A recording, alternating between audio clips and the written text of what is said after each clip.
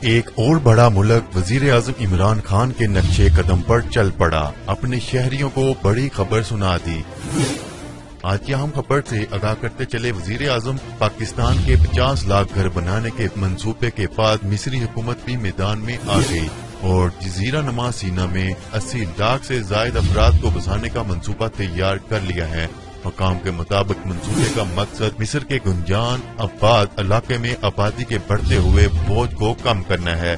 غیر ملکی خبرساں ادارے کے مطابق مصری وزیر اعظم ڈاکٹر مصطفیٰ مدبولی نے اقوام متحدہ کے سیکرٹری جنرل کے معاون ڈاکٹر مراد وہبہ سے ملاقات کے موقع پر گفتگو کرتے ہوئے کہا کہ حکومت جزیرہ نما سینا میں 8 ملین لوگوں کو آباد کرنے کے منصوبے پر کام کر رہی ہے۔ ان کا کہنا تھا کہ جزیرہ نما سینا میں آباد کاری کے اس وسیع پروجیکٹ کے روزگار کے وسیع مواقع پیدا ہوں گے، مقامی اور عالمی کمپنی کو سرمایہ کاری کا موقع ملے گا۔ ان کا کہنا تھا کہ جزیرہ نما سینا میں 80 لاکھ شہریوں کو آباد کرنے کا منصوبہ دہشت گردی کو جڑ سے اکھاڑ پھینکنے کے جاری منصوبے کا حصہ ہے۔ اس منصوبے کو علاقائی اداروں اور تنظیموں کی بھی حمایت حاصل ہے۔